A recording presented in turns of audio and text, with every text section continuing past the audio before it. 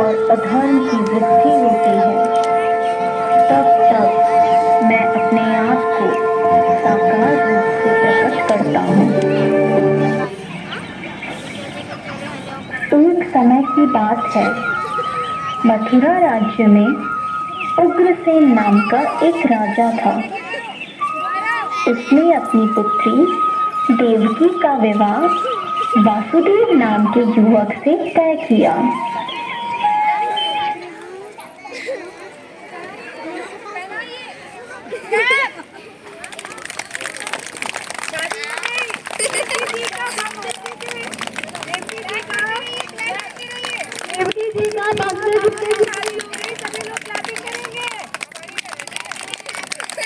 देवकी का भाई कंस, जो कि बहुत ही क्रूर, दुष्ट और निर्दयी था, देवकी से अत्यंत प्रेम करता था। इसीलिए विवाह संपन्न होने के बाद कंस स्वयं उसको छोड़ने ससुराल गया। जब वह रथ में जा रहे थे, तब बीच रास्ते में उनको आकाशवाणी सुनाई दी। हे दुष्ट कंस, तूने इस धरती पर बहुत पाप किए हैं, इसलिए इस धरती पर से तेरे पाप नष्ट करने के लिए देवकी का 8वां पुत्र जन्म लेगा और वही तेरा विनाश करेगा। यह सुनकर कंस अत्यधिक भयभीत व क्रोधित हो गया। वह बीच रास्ते में से ही रथ को वापस मथुरा ले गया और देवकी और वासुदेव जी को बंदी गृह में डालकर बंदी बना दिया। समय बीतता गया। कुछ समय बाद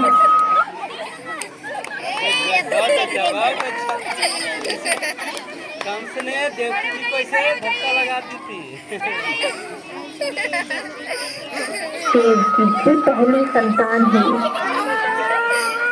जैसे ही कंस को इसकी सूचना मिली, कंस ने देवकी की संतान को मार दिया। यह उसके अत्याचार की शुरुआत थी। इस प्रकार कंस ने देवकी के 7 पुत्रों को उनके जन्म के तत्काल बाद ही हत्या कर दी। इससे वासुदेव और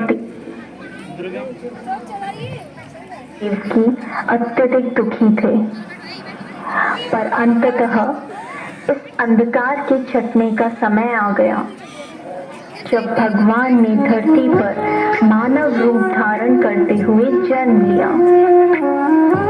उस दिन घोर अंधेरा और तेज वर्षा हो रही।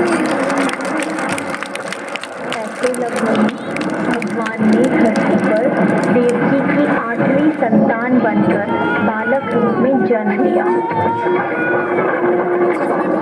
जन्म लेते ही वहां एक दिव्य प्रकाश प्रकट हुआ और उस प्रकाश में से श्री विष्णु भगवान ने अपने पूर्ण अवतार में दर्शन दिए और वासुदेव से कहा, हे वासुदेव, मैंने इस धरती पर कंस जैसे दुष्ट और अत्याचारी मानव का विनाश करने के लिए कृष्ण अवतार में जन्म लिया है। अतः मैं आपसे विनती करता हूँ कि आपकी दोस्त नंद के घर ले चलें, जहाँ उनकी पत्नी यशोदा ने बालिका को जन्म लिया है। उस बालिका को यहाँ ले आकर मुझे यशोदा के बगल में सुला दें। ऐसा बोलकर भगवान अंतर्ध्यान हो गए। भगवान ने एक शिशु का रूप धारण किया और एक चमत्कार हुआ। वासुदेव और देवकी पीढ़ी मुक्त हो गए। कारागार के द्वार अपने आप खुल गए। जेल प्रहरी गहरी निंद्रा में सो गए और ऐसे समय वासुदेव उस बालक को लेकर नंद के घर चल पड़े। तेज वर्षा के कारण यमुना नदी का बहाव बहुत तेज था, पर यमुना नदी ने वासुदेव और उनके पुत्र के लिए रास्ता बना दिया और शेषनाग ने प्रकट होकर कृष्ण भगवान को अपने फन फैलाकर इस बारिश से बचाया। आखिरकार वे नंद के गांव पहुंचे और कृष्ण को यशोदा की पगल में लिटाकर उनकी पुत्री को वापस बंदी गृह ले आए।